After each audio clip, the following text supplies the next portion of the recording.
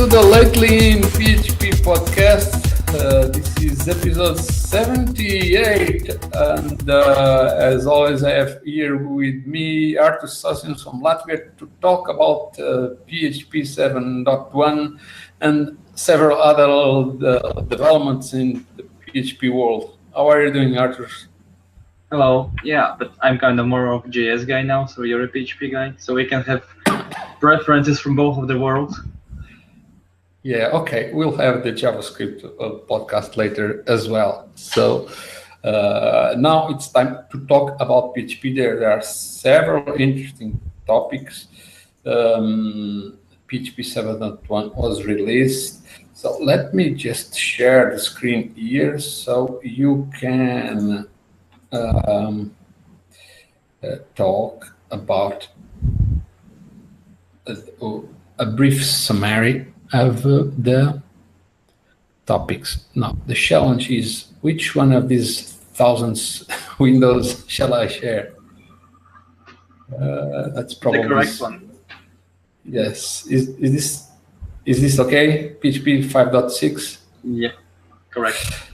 Okay, so this month we are going to cover, as always, first the latest PHP releases, starting by PHP 5.6.28, and the PHP 5.6 end of life is near. Not the exact end of support, because it will still have security bug fixes after 2017. We also covered just briefly some of the latest bug fixes on PHP 7.0, but the great news of the month, actually, in December 1st, it was released PHP 7.1.0. We'll talk a bit about what were the improvements, focus in particular those related with performance. And for that, there was another article that for now we just cover it briefly because it was published more recently, and we'll talk about it more in depth next month.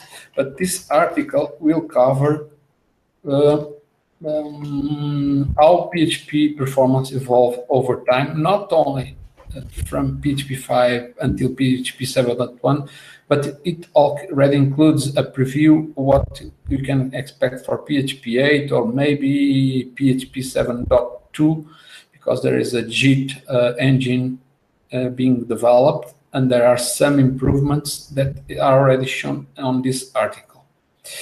Then we start to cover the usual set of proposals for the next PHP version. There was a proposal here regarding comparing some value with an interval. There was some discussion, but I think there was no agreement on what would be the best syntax for this that would not cause any conflicts with the current PHP syntax. Then we'll talk about a proposal regarding type-locked variables. I mean, variables that once you assign them, you cannot change the type. You can change the value, but not the type. Then we'll talk about what is planned to be deprecated in PHP 7.2. I mean, things that will start issuing warnings if you are still using them. Because they'll be removed in future PHP versions. Then we'll talk about function overloading, which should be basically to be able to override existing PHP functions in the case using extensions. Then we talk about a proposal to improve the array iterator interface with a few more functions. And then we also talk about certificates that are being used for PHP to make HTTP SSL requests. So they start distrusting the certificates that use SHA1 hashing.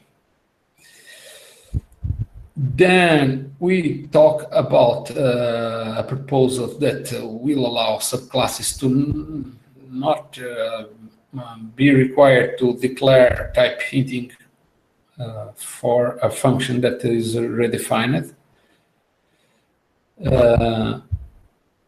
And then we'll talk about some more recent modern practices and in the PHP community that include not only things that only work on PHP 7, but as well the extensive use of traits and also packages that implement the PSR interfaces defined by the FIG, the Framework Interoperability Group. Okay, so now let's start from the beginning, on which we'll start talking about PHP 5.628 that was released a few weeks ago. It mostly fixes some functions that you should take a look in case you are using them. And also be aware that in December 31, it will be the last day for PHP 5.6 to have support. I'm not going to ask Arthur if you're using PHP 5.6 because I know that you are these days more a Node.js guy, but I wonder what in the JavaScript world it works like in the PHP world, or is the same thing of planned versions that are being have the support stopped, or the plan is not so clear? Well, for Node.js, it's more like Ubuntu style. You have long time support releases, and some are not that are not supported. And currently, switching between versions, at least for our code, is quite easy and has no problem. But now I'm trying to check on my shared hosting what PHP version do they offer. And yes, there it is, select PHP version, and natively they provide 5.3 PHP. So you see that the world is still falling behind. Yeah, but that is the usual, because hosting people are always afraid of upgrading PHP versions because they break the applications of their customers. Although it's their duty to upgrade their applications, most of them are not aware. Imagine all those sites running WordPress, and what the owners of the sites do not even know what PHP version they are running, if they know they are running PHP at all. Anyway, we also have a somewhat similar set of bug fixes for PHP 7.0, and some are specific for PHP 7.0. And then the great news of the month is the release of PHP 7.1.0 that was finally launched on December 1st. And well, we talk about many of the new things in PHP 7.1. They are listed here, but I think the most evident thing that people want to know about PHP 7.1 or any new version is it any faster? Is it any secure? How did it go? How does it go? So more recently, there is an article in PHP Classes that evaluates the performance of PHP over the times. We are not going to cover this article right now. We'll get back to it next month to talk more about it in more detail, but there are two important things. According to this benchmark here, for pure CPU tasks, PHP 7.1 is 40% faster than PHP 7.0. And there is also a new experimental branch that implements a JIT engine on the top of PHP 7.1, and it is conducted by Stogov and his colleagues at Zen, and they will be working on improving this. For now, it gives 50% of improvement on pure CPU tasks, but for real-world applications, I don't have the results here, and hopefully next month we already have here, because Christian, that wrote this article, will be working on it to benchmark, for instance, WordPress. It seems that for real-world applications like WordPress, the gains are not so big.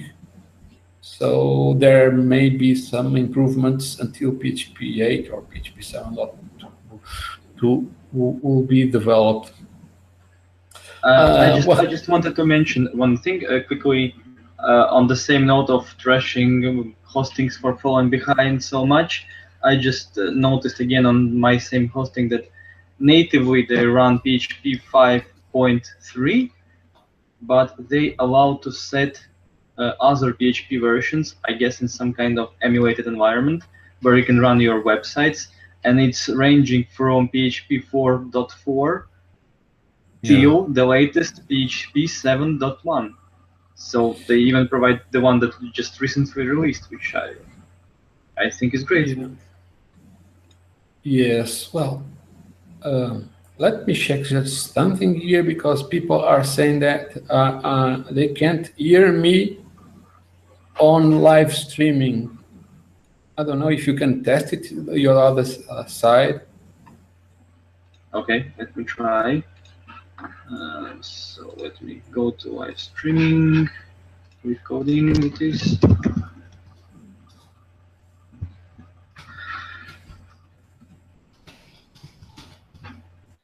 Yeah, I say.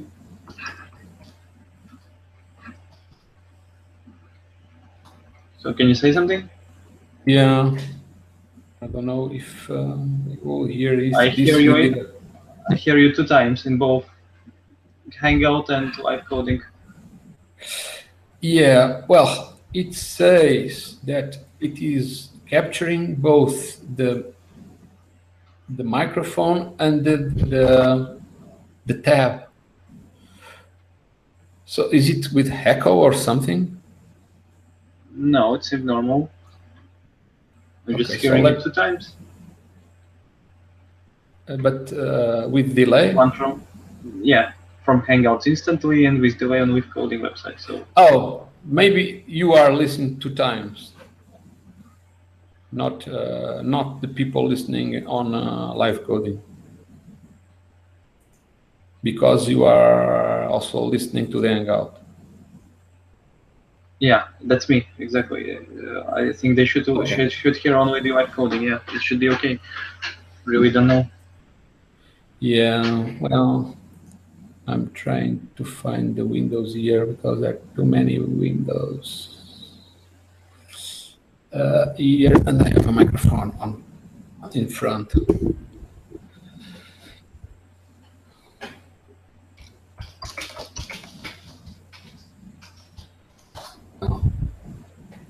Okay, let's move on.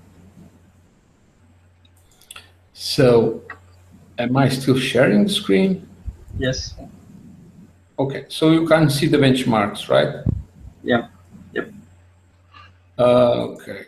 That's fine. So anyway, we'll get back to this article because it will also be evolving, and then we comment about also the improvements that were done on PHP 7.1 in more detail. But basically, there are some improvements in including the opcode optimizer that gave this 40% of increase. So I think it was great. And well, let's just wait. And so next month we also have numbers from PHP running WordPress. Okay, moving on to the next topic. There is a proposal here about interval comparison. Basically, what is being suggested here is that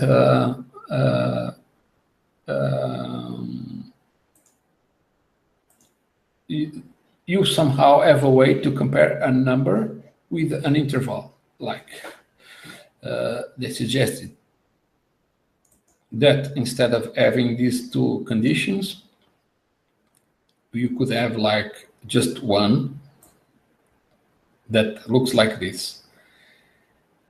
Since this will complicate the syntax, I think people probably are not very keen to add a specific syntax for comparing with intervals. And I don't know, but I think there will be no advantage except that you probably just omit this part of the expressions, and well, you type less, but it's not a big deal. I don't know. Does JavaScript also have these things of comparing intervals? No, I don't think so. I actually always looking at if statements. As a programmer, I look at them as Boolean expressions, and with the first case with and in the middle is more Boolean logic. It makes more Boolean logic sense to me than the second one. So while scheming for code reading, it would make more sense to me than a mathematical, more like evaluation of the interval. So I don't know. Well, I kind of prefer the way it is. Yeah, I also don't know any other language that supports any syntax for this. Oh, probably there is. I think people are getting lazier and lazier. Oh, now I'm going to die to type these extra characters here. Because I think in terms of performance, there may not even be any gain. I don't know. I'm not sure. Okay, the next topic, let me share the screen again here, is about, I don't know if this is too small. No, it's okay. It's okay? Well, I can read it. I don't know if others can, but I can read it. Yeah. Okay. Well, there was also people commenting in the chat that they could not listen, but I hope they can listen now. So if you see other comments while I'm talking about the topics, you can as well help and commenting now. So the next topic is about type-locked variables. I mean, variables that once you assign a number or a value, you will not be able to change its type. Like if you assign a string, here you could not assign a different value. There was a discussion, but I think this is not really new because they are revisiting the idea. And this is almost to make it a strict typing language, as in Heck. No, because I think heck still allows the changing the types. Really? No, I don't think so. I think actually it's kind of the same, that typing is optional, but when applied it's strict. You cannot change the type? I don't think you can. I'm not 100% sure, but I think, yeah, it's strict type. If you define it, then it's strict. If you don't define it, then it's a weak rules. Yeah, well, I don't know. I would have to double check. But the idea here is to eventually detect bugs that cause you to assign wrong values to variables. So it's always good, but well, as long as it is optional, it is okay, because it will not break the past code that you written in the past that may have been not very consistent in terms of types. So the next proposal, the next topic that we're going to comment is what is planned to be deprecated for PHP 7.2 or PHP 8. We don't know. This proposal was written last year, and it is being revised. Here they mentioned PHP 7.2, but I think there is not yet a decision if next version will be PHP 7.2 or PHP 8. We'll have to wait and see. Anyway, what they are planning is to remove the autoload with 2 underscores. So you would have to register an autoloader with the SPL functions.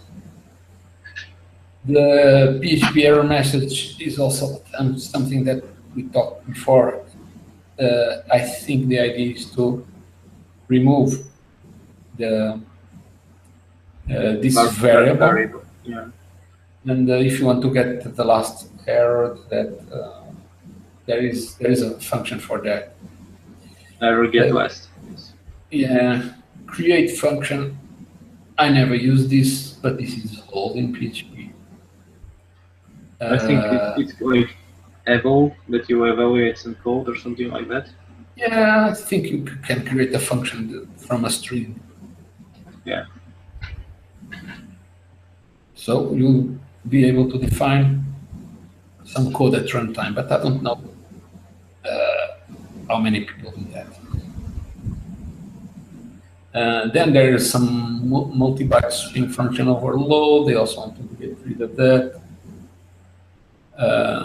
Parse str with the second argument. I don't know. Sometimes I use this function, but I'm not sure if I pass the second argument. String, right? Yes, it just extracts the arguments. GMP random, I also do not use the GMP, but I understand this is for arbitrary precision.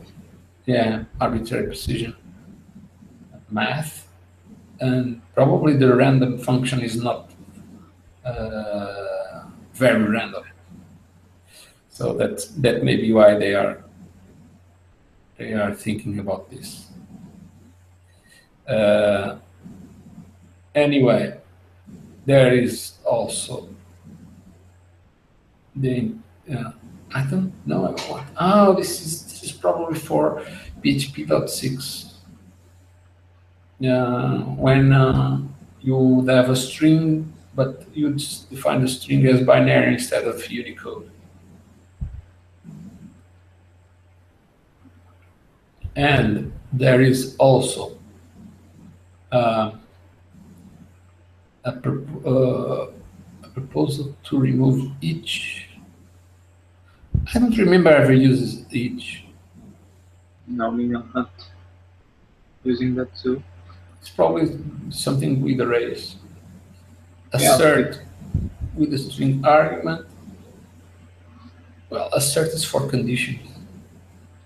So I'm not sure. I also don't use assert. Assert is more to detect eventual bugs. I think nowadays people use exceptions, and that's it. error context argument of error handler. I don't know what is this. I use error handlers to catch errors and log them so I can get them later. I think it's something for debugging, probably, that when error happens, you can get all the state of the variables or something like that. No, but there is for that there is the debug backtrace. So I don't know. I don't think people may be using this to the point that I don't know what it is. Me too. I don't think I have anything on the list on this list that I'm using. So we are good. Yeah.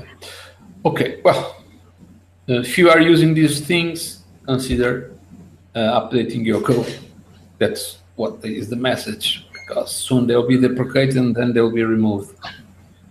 So the next topic is about function overloading. And the idea is to somehow be able to overload functions in PHP using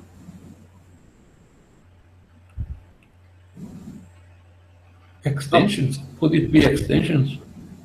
I don't know, but typically function overloading is that you have the functions with the same name but accept different parameters, either a different count or by different types. But this example does not make much sense to me, as we are passing GMP number to an default ABS function. So probably absolute function would not know what to do with GMP number. They probably wanted to do what you do in JavaScript, that you override variables that are the functions that implement certain calls. But that is on top of objects, not global functions. JavaScript doesn't have a global function. So I don't know. Anyway, there was some discussion. I don't know if this proposal will go anywhere.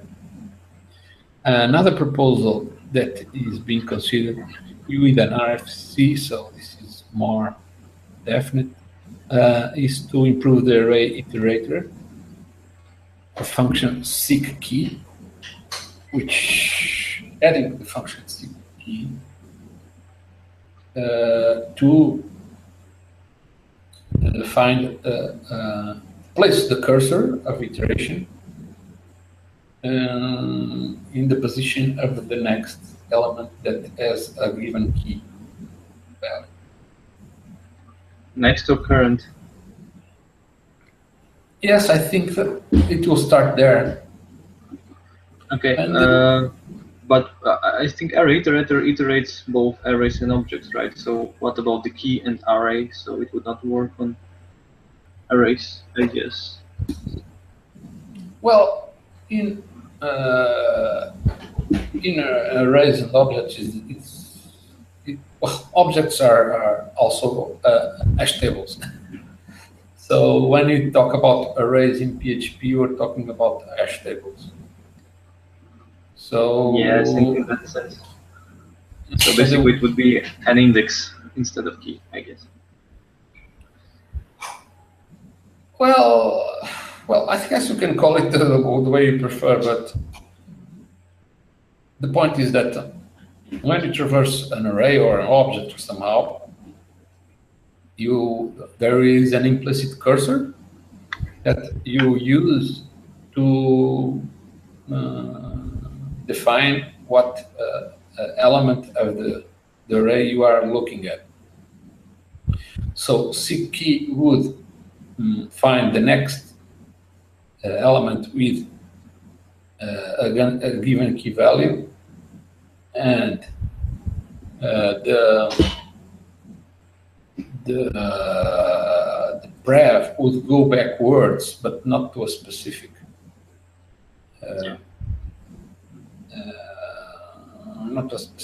position. I thought there was already next and prev. There is next, but it seems there is no prev, yeah. Maybe not for array iterator, but for arrays, there is always the next and the prev functions. Well, anyway, this is being proposed for PHP 7.2. Let's see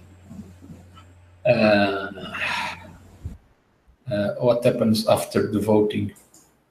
So the next topic is something related with security.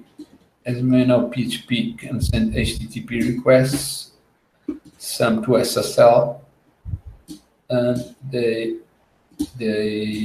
want to distrust certificates based on SAJ1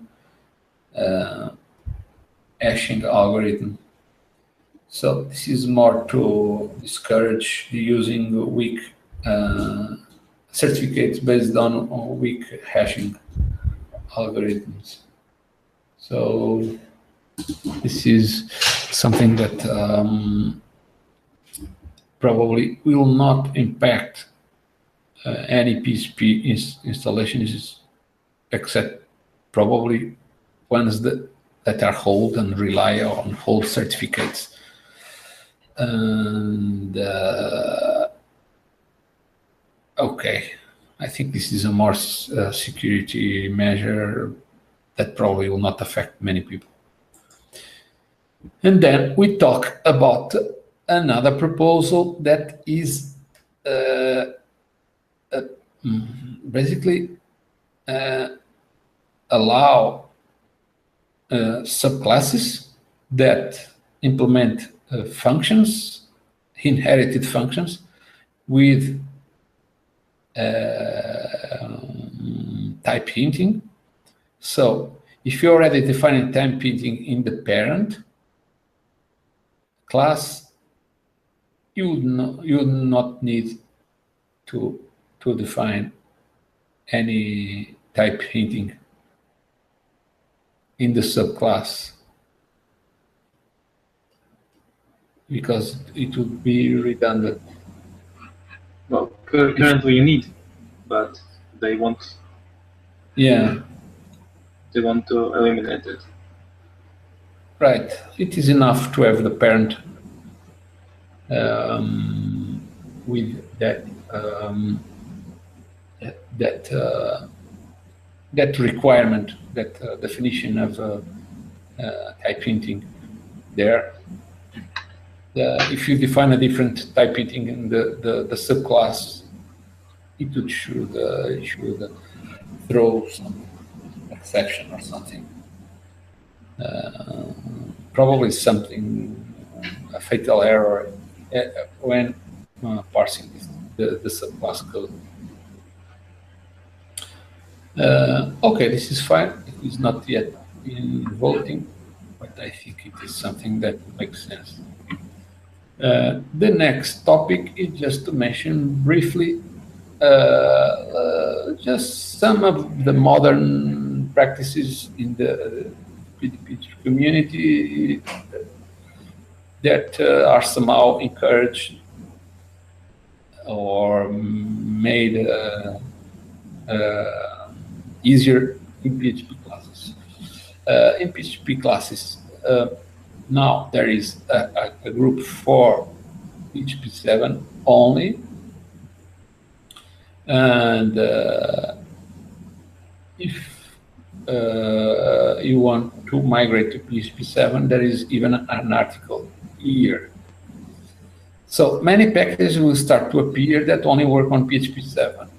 And for that reason, there is a group in PHP 7 in PHP classes that has only PHP 7 specific packages.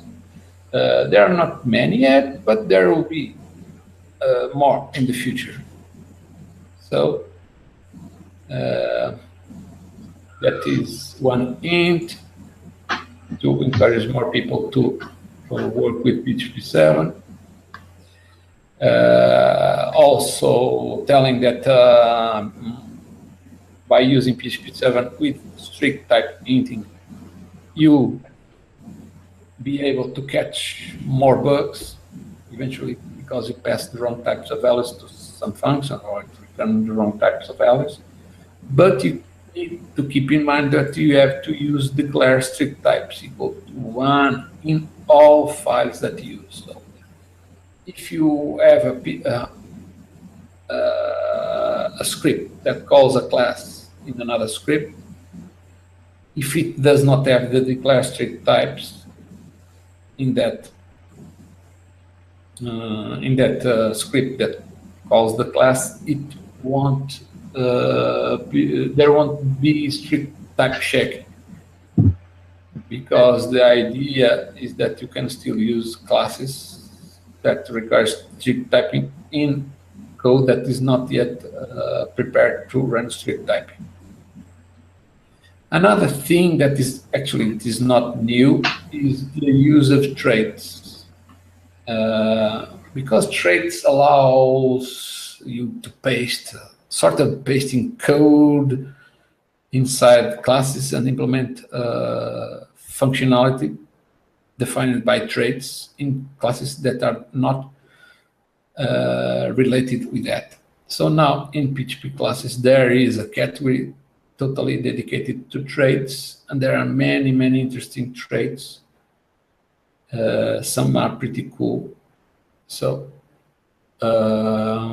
it provides great reuse even on environments that you can combine functionality that is not related. And another thing that I'm commenting here is that there started to appearing some packages that implement interface defined by PSR. PSR are PHP standard recommendations. There's not exactly standards, they are recommendations for something to become widespread. And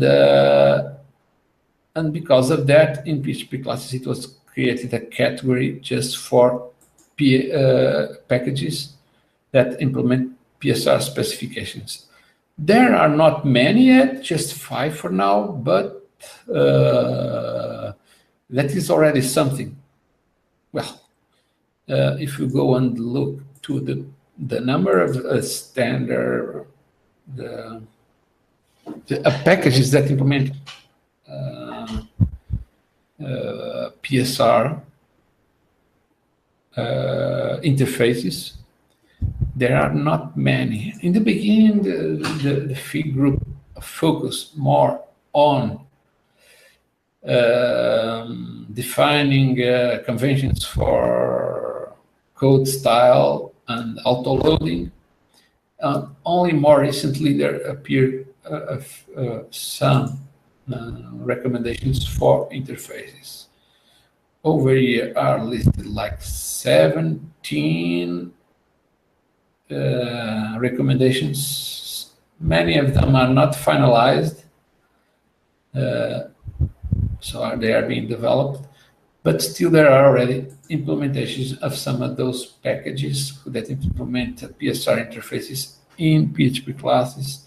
And for that, some of them, or practically all of them, were nominated for the Innovation Award precisely because there were no classes before that implemented these interfaces.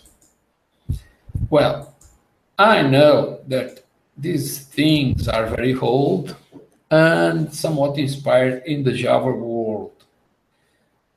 I don't know if in JavaScript is there anything similar to this that pushes some specifications for interfaces and or interoperability between packages and stuff like that. Yeah, the idea is that, for instance, if you use a package now and for some reason the developer stops working on it, you can have alternatives. There is maybe something similar in Node.js, like middleware, like Express.js package, for example. When the request comes from the middleware that passes each other all the same arguments, like error, request object, and next function to call to get the next middleware, stuff like that. So there are some standards like this, or the callbacks that usually have error as the first argument and result as the second one. and I think mostly all packages, as I know, in for Node.js use them, so they are like interoperable with each other through those kind of interfaces. But that's like a standard, and I haven't seen it written it in stone anywhere. But the Node.js core developers started using it like that, and everyone got on the same train and started using the same like types of callbacks. So it's more like a convention rather than a standard. Yeah. Recommendation. Yes. So nobody. I think there are no interfaces, for JavaScript, right? You just have prototypes, but the prototypes do not define. I wonder if ECMAScript has anything about the because now ECMAScript has real classes, right? Yes. But you are probably not using it yet, or are you? Well, we have a debate in the team lately. We started using features in server code in Node.js, but still not using anything on the browser because the support is really, really poor, and like it would be hell to try to support something older than Internet Explorer 11 or something like that. But yeah, there are classes in ECMAScript, but I don't think there are anything about interfaces yet. There are JavaScript flavors, so that have much more advanced things. Like I think TypeScript, it's really, really OOP oriented. It probably has interface. I'm not sure, but I think probably it has interfaces because it's quite advanced in that way. Yeah. Well, so when you say support, it means things are not stable and you don't have anybody to guarantee that they work. You mean about the browsers? No, not browsers. I mean Node.js. No, Node.js. Oh, you're talking about browsers. Okay. No, on server side, we are using the new features because we just recently raised the version that we are using to Node.js 6 and using everything that it supports. There is strictly defined what is supported, and we are controlling which Node.js version we are installing, so there is no problem there. The problem is specifically in the browsers because we don't know what browser would the end user use. Yeah, that may be problematic. But just these days, user complain, "Oh, I cannot access this page. There is an SSL error," and well, since I am migrating most of things to use SSL, I don't know if the person was using some browser that had problems. And the browser was a Safari 10 on iPhone 5. I tried some simulators. It didn't have a problem. So I wonder what was the SSL error that the person got. I don't know. Well, browsers are always a challenge because you don't control which persons they are. Anyway, just to finish commenting about this article. Now, in PHP classes, when you submit a package, you are immediately encouraged to use version control. Actually, you are encouraged to use GitHub because now you can just paste the URL of GitHub and it will automatically import everything with very few or none questions asked. Not only that, actually, I may add that I'm using this feature myself, and every time I update a package I just need to update it on the GitHub and PHP classes or JS classes automatically fetches the updates, updates the package, and it's awesome. Yes, that was something that happened just already for a while. But what happens now is that you just go on the contribute page and paste the URL. You can either add things in the traditional way, like adding repositories, importing them, or you can just paste the URL of GitHub. Why just GitHub? Because GitHub has an API, and we can fetch things from the API with more details about what are the names of the packages and descriptions and so on. So you just paste the URL, and it will add the package and immediately import the files. It also guesses the types of the files, because in the past it was required for you to tell if the types are right. Now it just imports them and tries to make good, educated guesses about the types of files. And this is just to minimize the effort, because some people were feeling discouraged to submit packages because it was a bit bureaucratic process. So now we just put a URL of a Git repository, and there you go. At most, in the end, you may want to fix some descriptions, but probably not much more than that.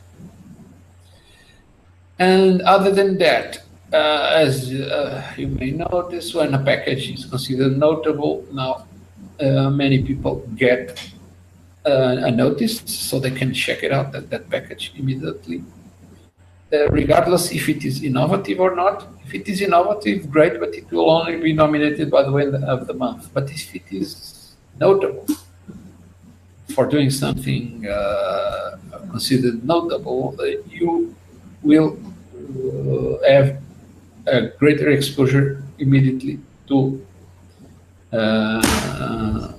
the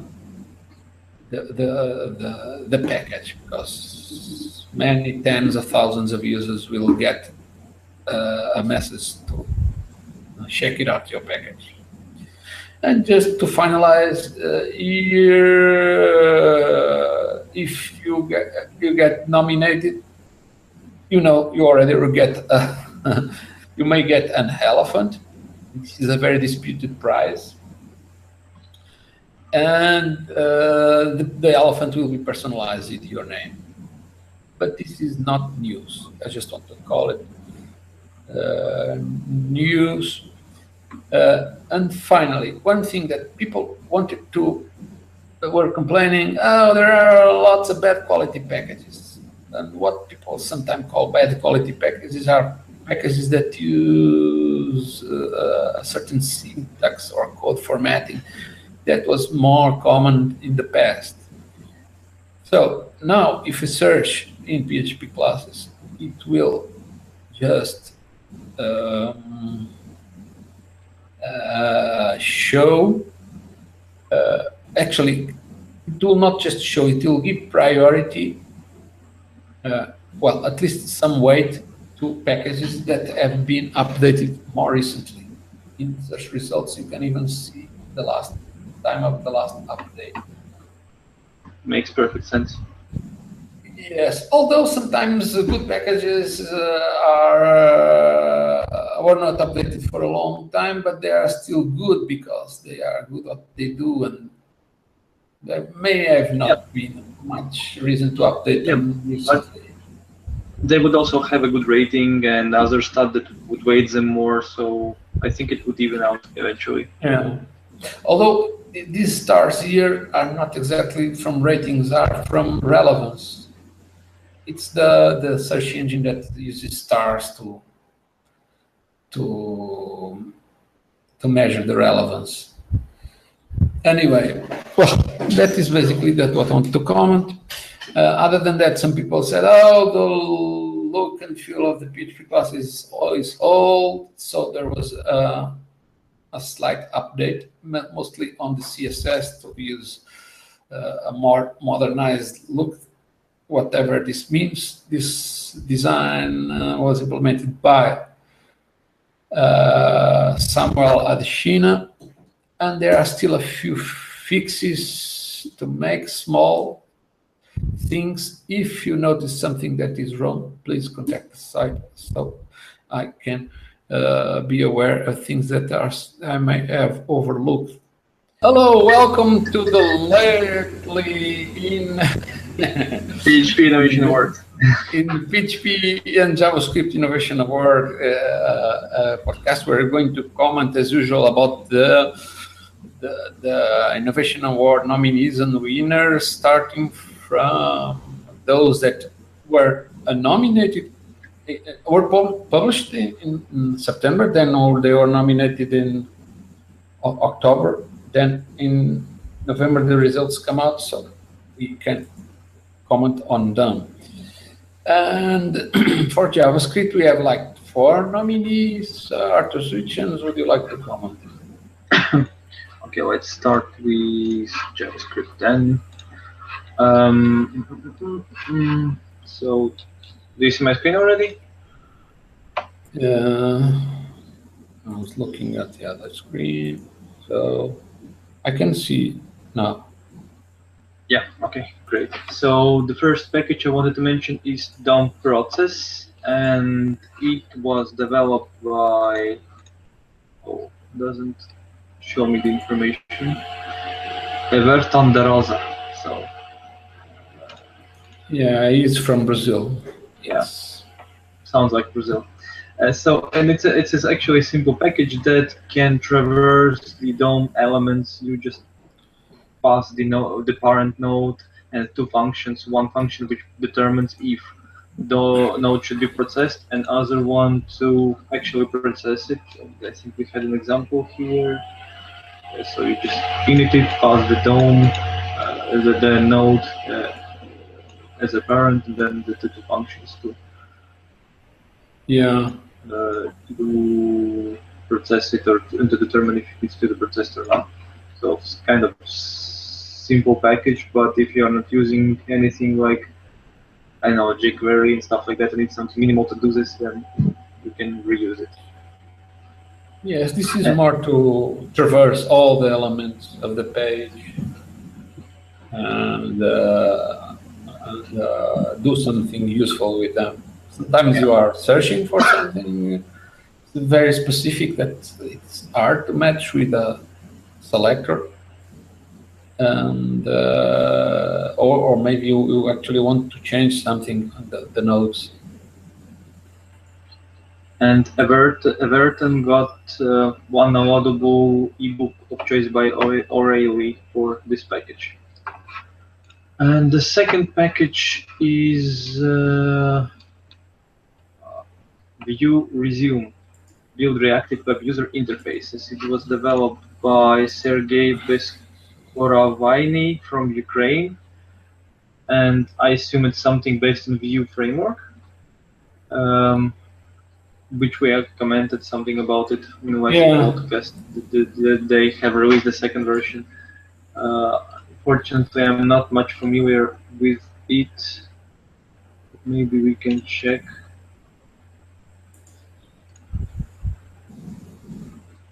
This seems to be like an alternative to.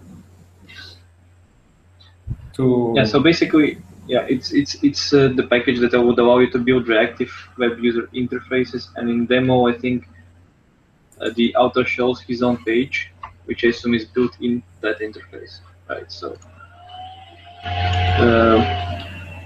single page with sections.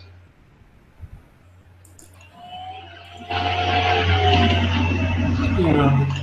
Well, it's a more general thing, but it's interesting to see the actual applications that take advantage of that. Okay, on my behalf, I also like to comment on a couple of packages. One is an animated placeholder text. Share your screen, please. Oh, that would be useful. It's always a challenge because we need to find the right window to share. I guess you can see it now. Let me just increase the zone level here. So as I was saying, the animated placeholder package, it shows placeholders for text inputs that are animated. So this will help to get the attention. So the actual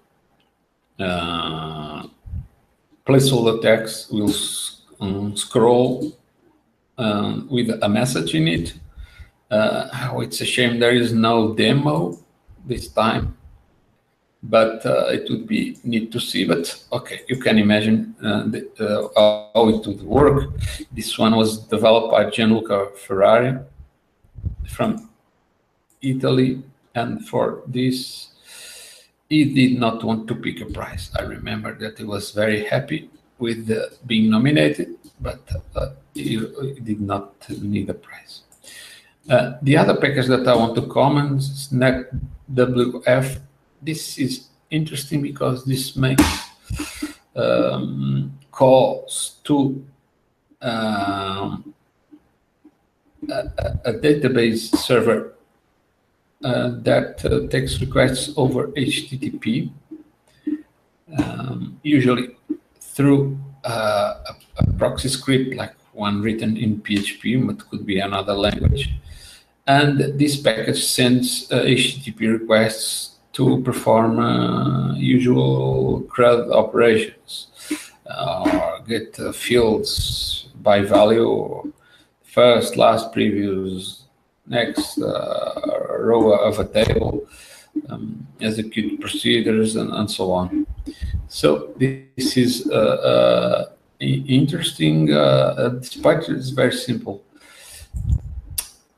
As for the Innovation Award, JavaScript rankings have been kind of steady because not many packages have been submitted, but basically still Anders Toth is in first place with 6 packages and 22 points, then followed by Dantini Francois with 5 packages and 18 points, Everton de Rosa with 2 packages, 7 points, Juan Jose of Spain with 1 package, 6 points, is tied with Axel Hahn and Farouk Hahim from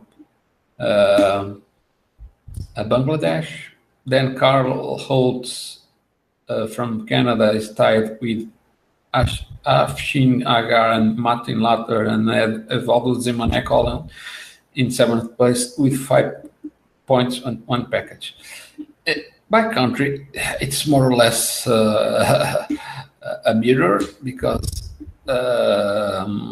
here we can see that Hungary is in first with 6 packages and 22 points from Anders Toth, but France is closer, so it still has chances to pass Hungary with 6 packages and 21 points.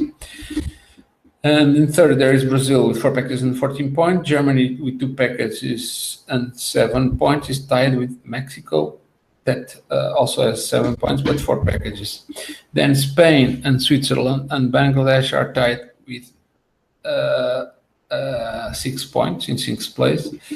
And finally, Iran and Canada are tied in the 9th place with 5 points. So regarding the JavaScript Innovation Award, it is all this month. We get back with the nominees of next month. For the PHP Innovation Award, we had like 14 nominees, which is great. Sometimes I wonder, as time passes, if people never run out of creativity and still come with innovative packages. So it still seems to be the case, which is great. So let's wait and see for more packages. But this time we have 14 to comment. Arthur, which ones would you like to comment? Yeah, it's astonishing how much we have every month here. And the first one I wanted to comment is PHP Forum Encryption. I think we already commented on it in the blog post tutorials part, but now here goes in PHP Awards. Basically, what this package does, it allows you to encrypt data sent from the forum to the server without the HTTPS or SSL or TLS and stuff like that. So you can read it in the article how it actually works, about how it determines the keys and uses and sends to each other and all in secure way. And it was developed by Francisco de Aguila from Spain. And he chose one downloadable copy of PHP the Professional for this package. The second package, yeah. Which is amazing because he did not pick the elephant. Yeah, probably he already have one, no? Do you like kind of keep a list of all the members who has elephants? I do not keep in memory, but I could check.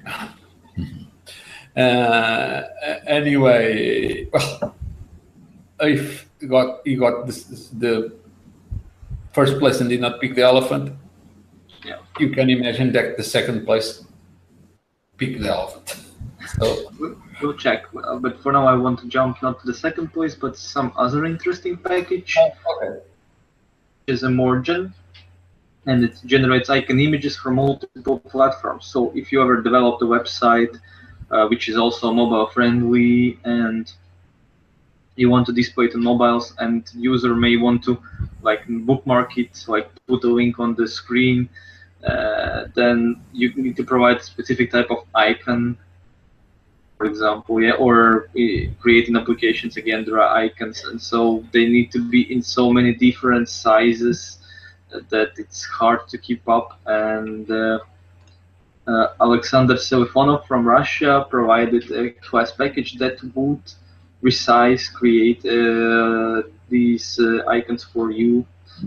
Basically, it looks up an XML file which with defined icon types and sizes, and generates them. I don't think there is usage example. Yeah, this is useful for people that want to use optimized icons, not just for web applications, but also those that access them via mobile browsers.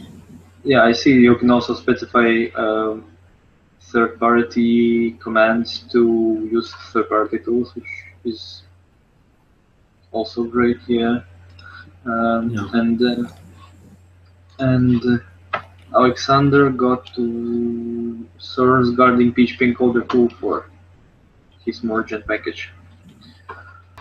Okay, on my behalf, I also would like to comment on a bunch of packages, starting with a couple that is very interesting. So let me share the screen here.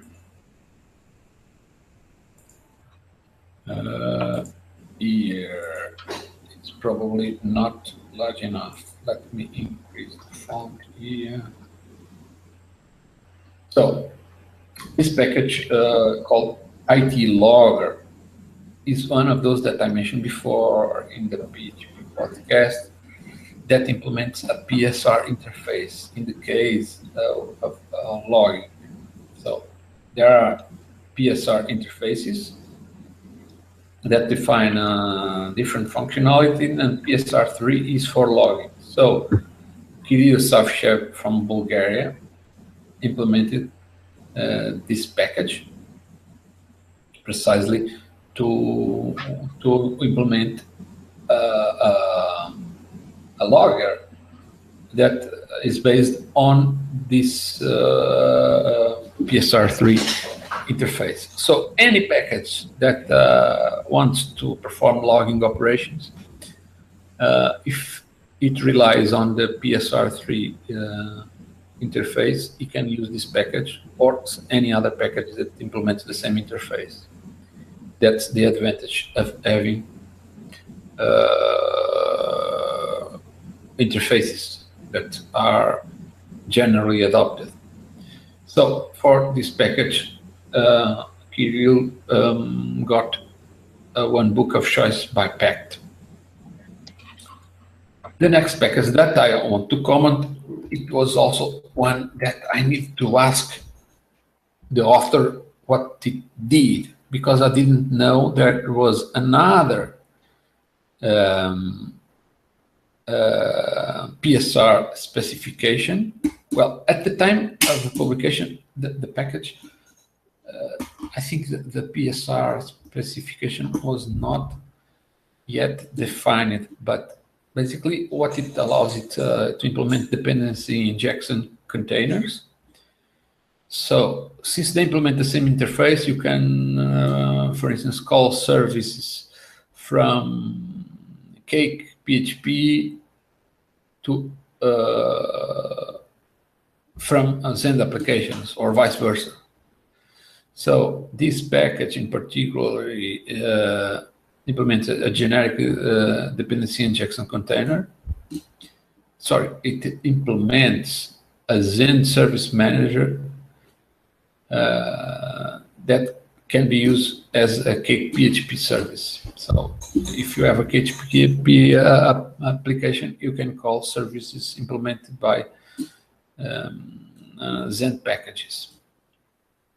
So this package was implemented by Neridius from Lithuania, and he, as price, he asked for a live coding TV subscription pro account. So I hope he is enjoying his subscription. Let's take a look at the current rankings of the Innovation Award 2016.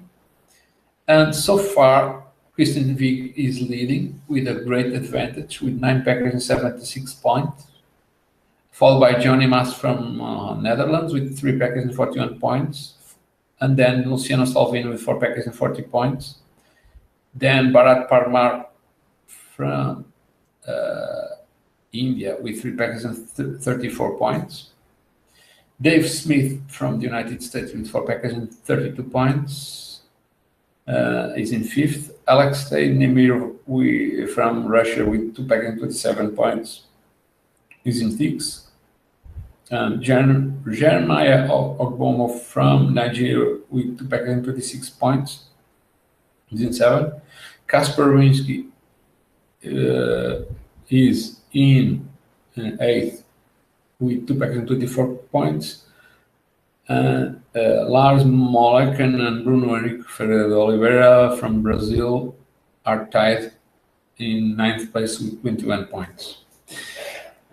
By countries, the competition is still not yet defined because there are at least 3 countries that are very close. France in first place is with 13 packages and 111 points. United States with 14 packages, 103 points. Then Brazil with 9 packages and 100 points is in 3rd. Then in 4th, Russia with 9 packages, 75 points. India with 6 packages and 66 points. Netherlands with 4 packages and 55 points. Spain with 6 packages and 54 points is tied with Argentina. And then Nigeria with 4 packages and 39 points is followed by Italy with 4 packages and 36 points. Well, with this, you practically ended this edition of the Lately in PHP podcast. This will be the last one of 2016. Hope to see you in 2017. And have a Merry Christmas and a Happy New Year. But we still have to record the one about the Innovation Award and the latest PHP articles. So if you are watching this on live coding, hang on in there. That will get back in a moment. So on my behalf, that is all for now. Bye. Bye.